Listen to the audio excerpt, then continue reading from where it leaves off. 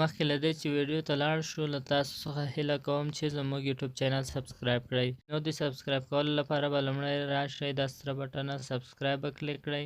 له هغه وروسته به د بیل نشان کلیک کړئ یا د زنګ نشان، بیا به آل یا ټول انتخاب کړئ. زموږ د ویډیوګانو نشریدو سره به تاسو ته خبروای درشي. جزاک الله خیر.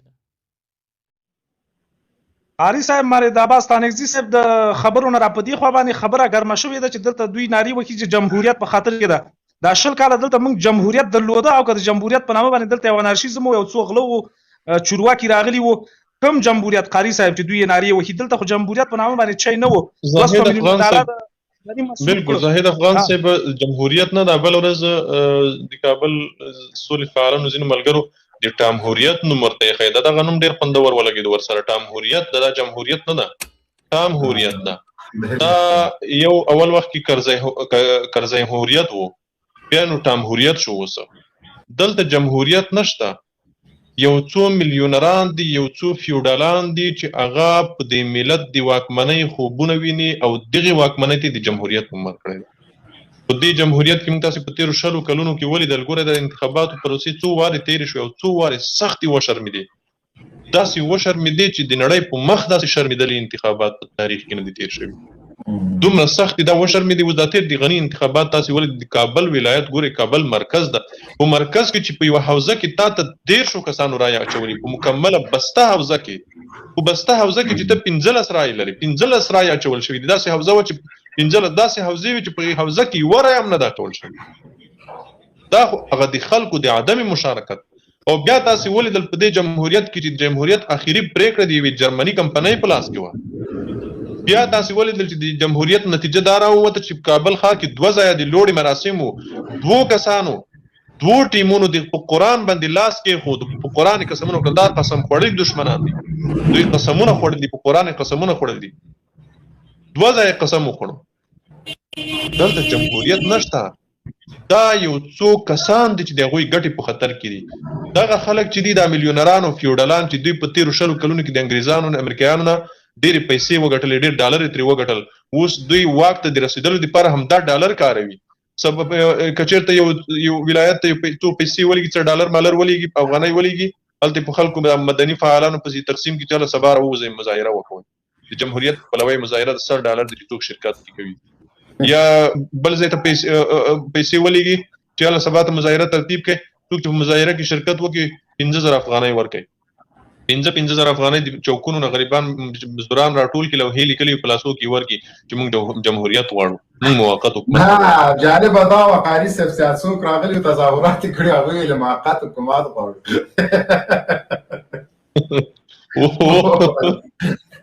او په خوست کې ماشومان راټول کړي وو، ماشومان واړه ماشومان یې راټول کړي وو، هغوی مظاهره کړې وه. وای په کوم مقصد راغلی وای موقت حکومت غواړو. مروله آفرین. یعنې قاري صاحب بخښنه غواړم، دا آخري خبره کومه مبین صاحب ډېره بخښنه غواړم.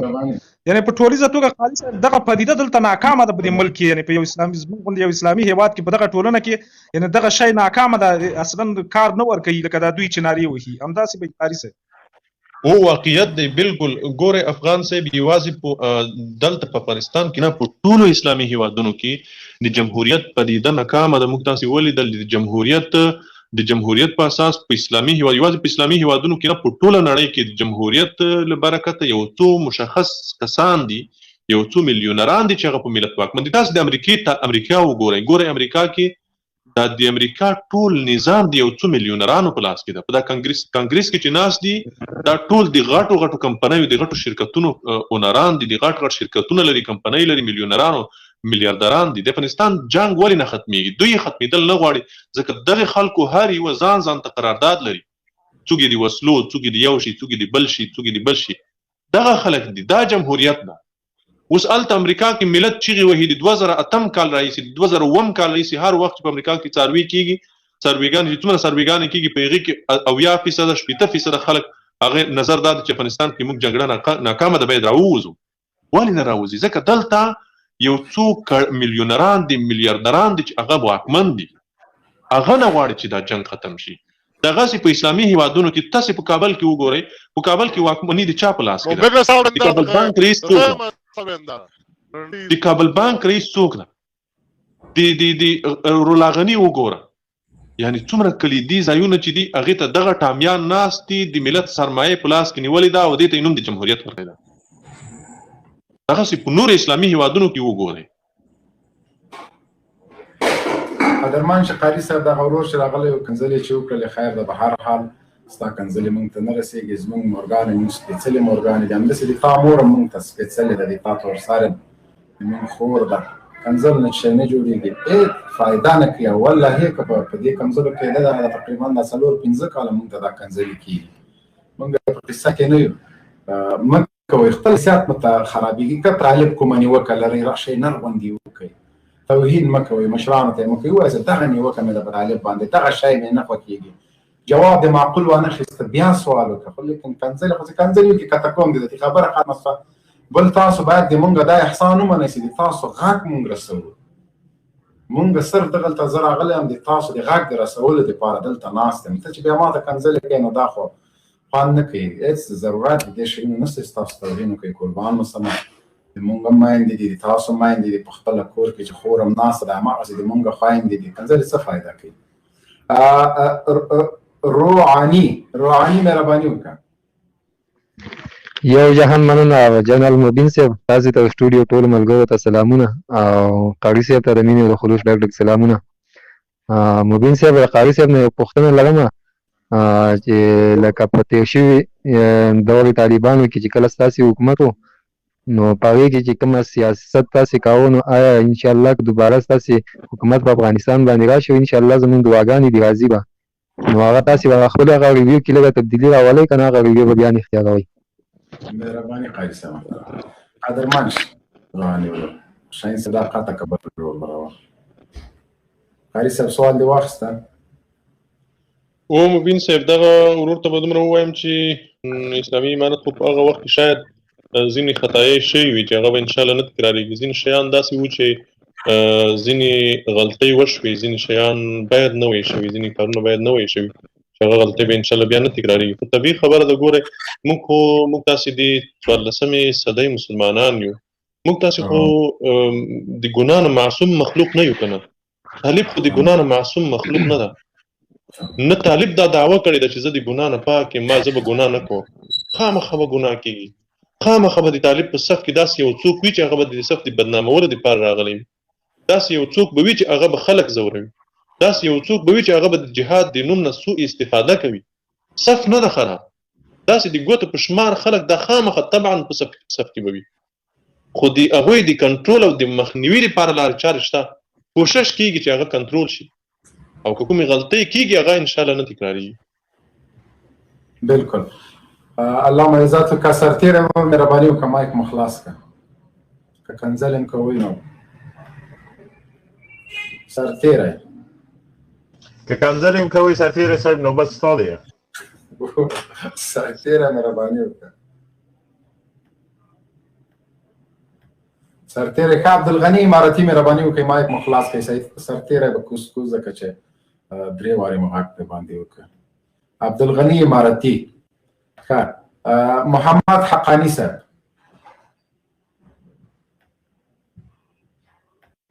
محمد حقانی غږ ماته نشته تا ته شته شاهین صاحب نه غږ یې نشته غږ هم نشته محمد حقانی غږ مو نشته دا یو څه وکړه دا ګوشکي موشکي کې تاسو ګوتې ووایئ ګوشکي واچوه یا به دې قطع کړم محمد حقانی بیا دوباره راسه وروره صحیح ده څلورارې نوبت به تا ته درکوو دغه بل ورور ته نو نوبت ورکوئ عمر صاحب مهرباني عمر علي مهرباني وکړه عمر علي صاحب مهرباني عمر علي مهرباني وکړئ ښه یو سوال لرم مهرباني وکړه سوال ته دې ډایرکټ راشه کومو کسانو باندې چې غږ کوو مایک نه خلاصي هغه دې بیا نه راځي بیا یې نه راخلو وروره یو سوال لرم مهرباني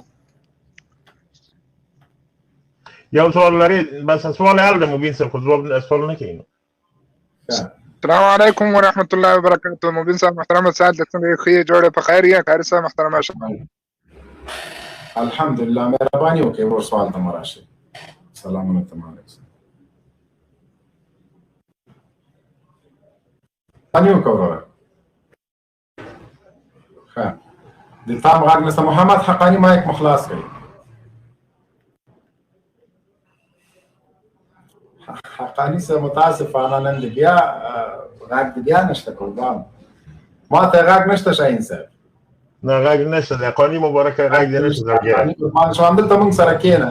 خیر ده کېدای شي بیا لږ پاسته به بیا در باندې غږ وکړو. نه پوهېږم چې همت افغان همت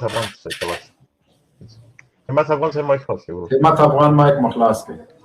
په لومړی سر کې جنرال مبین صاحب ته او قاری صاحب محترم ته وردګ صاحب ته سلامونه کوم. وعلیکم السلام.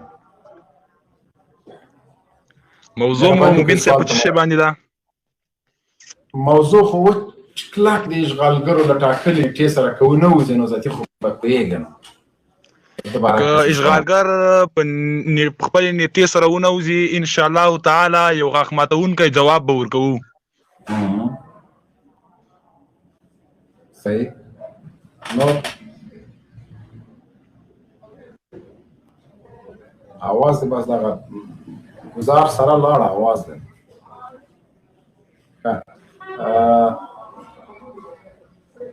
شاهین صاحب دغه بل محمد حقاني د بیا مایک خلاص کړي. عمر علي صاحب مهرباني. عمر علي وروره مهرباني. وعلیکم السلام مهرباني. السلام علیکم. وعلیکم السلام. څنګه انشاءالله خیر جوړې په خیر یو. خیر سلام علیکم. مهرباني وکړئ سوال ته مو راشي. اول د شبکې لکه الو الو خیر السلام علیکم. आवाज درځي و؟ هو आवाज راځي. مهرباني وکړئ سوال ته مو راشئ عمر علي.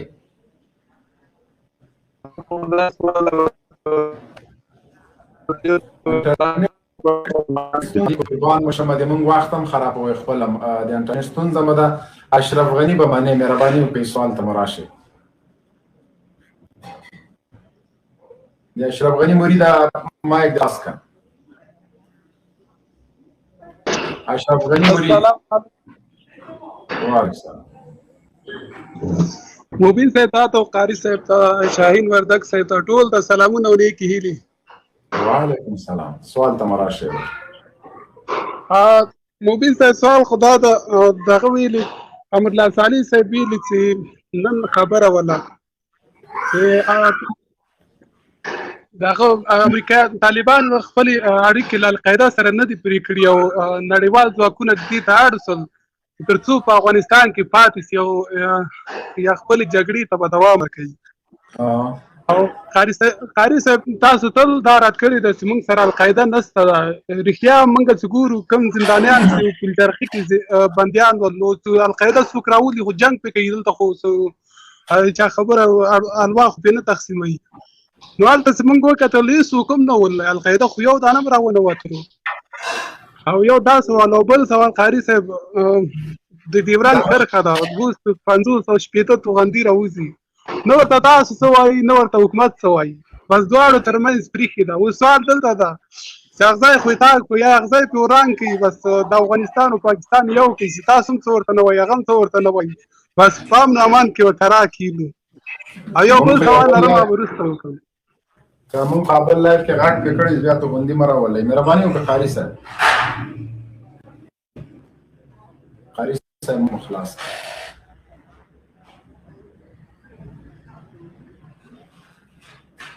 قاري صاحب محترم مایک مو خلاص کړئ. قاري سعید خوستی.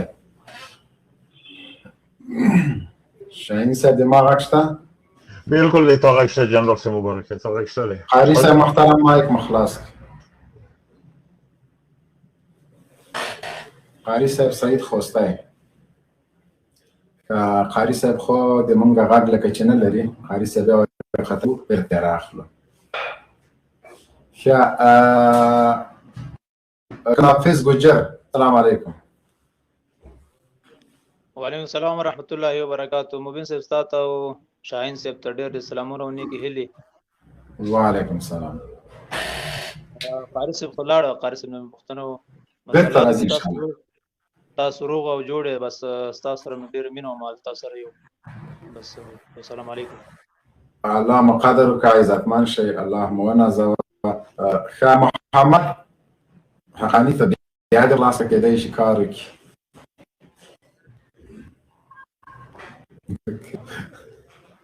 هېڅ غږ دې نه راځي، خوله دې ښوري باز. همداسې شاهین صاحب بالکل ولا همداسې ښکاري، همداسې کښېنه شړونګا به منې مهرباني وکړه. دا خو دې خو پوښتنه وکړله که نه؟ یو پوښتنه مې پاتې، مهرباني وکړه یوه پوښتنه دې بیا وکړه.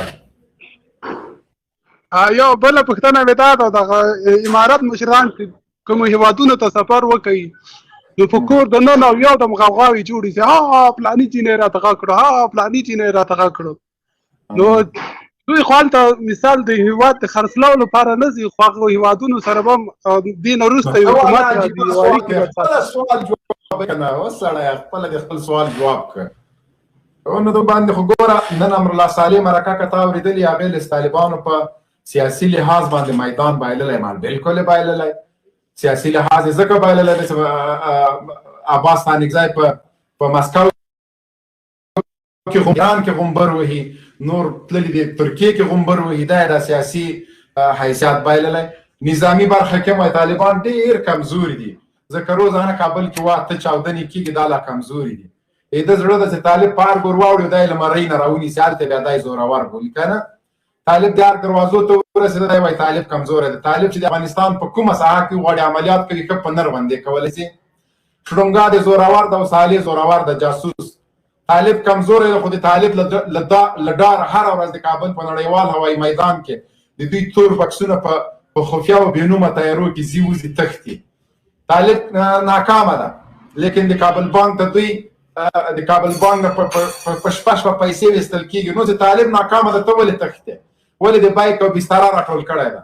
طالب ناکامه ده، د ده د ورځې 300 عسکر واجنې، دا لا ناکامه ده. طالب ناکامه ده، د اردو امنیت او سفریه کو امریکا یې نیست او نابود کړه، دا یې لا ناکامه بولي. نو دا خو د دوی خبرې دي، د دوی تفسیرې دي. دوی زړه ده چې هر څه وایي، میډیا ورسره ده، هر څه ورسره ده، لیکن حقایق دغسې نه دي. طالب زه هلته ناکامه بولم چې امرالله صالح یوه میاشت په ارګ کې تېرې کړي، دویمه میاشت په هلمند او په قندهار کې تېر کړي، بیا راسي خوست ته، بیا راسي لوګر ته. طالب زه هلته ناکام بولم، دا اوس هم امرالله صالح دې نرشي دې پل محمد خان سره دې له 2000 ګاټ سره ودرېږي، دلته دې ودرېږي، 4 ورځې دې سار په سار پل محمد خان ته راسي، ځه په ټاکلې نېټې دې راسي. بیا زه طالب ناکامه بولم. طالب زه هلته ناکامه بولم چې دا یې له خپل بایسکل سره په کابل کې وګرځي. نو دا څنګه طالب ناکامه ده او تا لار نه سیمټي دیوالونه تاو کړي؟ طالب ناکامه ده، ته له ډاره راوتلی نه سې. طالب ناکامه ده، د اوربان غوښتنې ته کوي. طالب ناکامه ده او چغې د اسمان ته وختلې، نړیوال ته عذر او زارۍ کوي. طالب ناکامه ده، اوس هم د القاعده په تور باندې غواړي چې زندان ته بوځي. طالب ناکامه ده، په رسنیو دې باندې د طالب غږ درنه څوک وانه اوري. دا کېدلی نه شي. طالب هغه بچی ده چې که نن یې که سبا یې په مرۍ به دې پښه کېږدي، ټغ ساه به درنه واسي، بلو به خیر. ته بیا هلته طالب کامیابه بولي. طالب ناکامه ده چې تا د زوی واده په هوټل کې کوه او 15,000 سرتیري دي، سرتیري او دغه تیري دي په هغه په امنیت باندې ګمارلي، دا ناکامه ده. یاره دا نوم دې بدل که اشرف غني به منې ولا که یې ومنم چې بیخي ښه وکړي. مبین صاحب شاهین صاحب ته ووایم، ما کله کله جګوه بعض وخت سوالونه را سره پیدا کېږي. کله کله جګوه که نه وی اوس که بل سوال دی. بالکل دې جګوه مزیتي، هر وخت دې جګوه. روزه مبین صاحب خیر ده، بس هغه خپله ګناه باندې نه ده، ډېر دغه پښیماني وکړه، معافي کوي، عزتي ځان سره یې وصل کوي، ښه حکومتداري مو ورښیي وي او د نړیوال سیاست هم ورښیي وي. زه خیر له هغه تېرو خطاو نه ورتېر سي، اوس څنګه کوي؟ نو هېوادوال هم دي که نه. او د اشرف غني خصوصیت دا خو تا کلیوال ده، موږ نه خو ګیله مه کوه.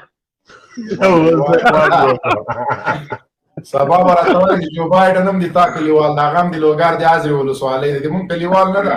کلیوال هم تا کلیواله که مړ سي همدغلته یې دفن کوو. په خدای که رانه ښه کړي چې زه ژوندی یم، سپی ته یې اچوم، خدای چې سپي به دې ته غوښه وخوري که نه. شاهین صاحب اشرف غني وردګ ته د شاهین صاحب کلیوال ده.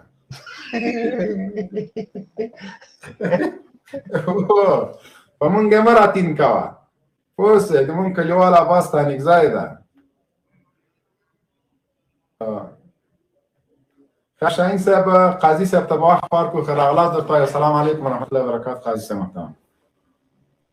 وعلیکم السلام ورحمت الله وبرکاتو. ګران جنرال صاحب تاته او شاهین ورور محمد اکاني ورور ټول د سټوډیو داخل د باندې اوریدونکو په غیاب کې قاري صاحب محترم ته ټولو ته خپل سلامونه او احترامات وړاندې کوم. قدرمان ان شاء الله معزت. عبدالغني اماراتي دي تا انټرنیټ ډیر کمزوری ده، زه دې قطع کوم ته بیا راسې نه دې نسم جګولی نو سیګنال دلته ما پر راځي نېټ کمزوری ده، مهرباني وکړئ قاضي صاحب. وروسته د سلامت څخه جنرال صاحب واضح خبره ده چې ټوله پلانونه د کابل د ادارې د دې لپاره و چې شخصي وژنې کولې، هدفي وژنې کولې او یا په پانتنو باندې حملې کولې او یا ټسپکي ماینونه په موټرو پورې تړل. دا ټوله د دې دپاره و چې دوی امریکایانو ته اشغالګرو ته نوره زمینه په افغانستان کې مساعده کې اشغالګر په افغانستان کې باقي پاتې شي، لیکن دا د دوی په تیا زیان کې دا د دوی په نقصان باندې ده. د دې دپاره دوی ته لازمه دا وه چې په ځای د دې باندې چې اشغالګرو ته دلته زمینه ده قرار و د امن مساعده کې د دوی دپاره لازم دا و چې دې ته نور جواب ورکړی وای او دا د افغانستان څخه په لڅو پښو باندې پسې اخیستې وای. خو البته راځي دې ته دا د اشغال قرباني شوي خلک دي، موږ به انشاءالله الرحمن کوشش کوو په تمامه معنا باندې د اشغالګرو په مقابل کې زباني، لساني، فرهنګي، د تورې او د توپک د ډال د ټولو څخه به موږ کار اخلو څو اشغالګر تر 3 میاشتې مخته دې ته مجبوره شي چې هغه د افغانستان څخه خپلې پښې سپکې کړي او خپل اشغال ته د پای ټکی کښېږدي او هیڅکله افغانان اشغال ته خوشبین نه دي. اشغال چې دغه د افغانانو په ضد باندې ده، اشغالګرو دلته په افغانستان کې قسمه فسادونه بدعملۍ وکولې او د دوی یوازې ګټې د کابل د ادارې په دې کې دي چې خپل ډالر غلا کړي او خپل جیبونه ډک کړي او خپل هغه موقته اداره هغه ربړېدلې اداره تر وخت پورې هغه ته بقا ورکړي. و ان شاء الله دا زه په ډاډ او اطمینان باندې وایم چې دا تلونکي دي او دا به ځي ان شاء الله الرحمن د افغانستان څخه به دوی هم ځي د کولاب په لاره باندې. قاضي صاحب محترم یو سوال مو دا و په نوره نړۍ کې هغه څوک چې هېواد کې غلامي او مزدوري کړي هغه د دار غرغرې ته وړي او تاسو له همدغه خلکو سره خیانت کړی، افغانان وژلي دي، جاسوسي یې کړې ده، د هېواد یې پلورلی، اشغالګرو سره په څنګ کې درېدلي، زمونږ هېوادوال شهادت رسولي، تاسو په یو میز سره ناستې مذاکرات کوئ، دا ولې؟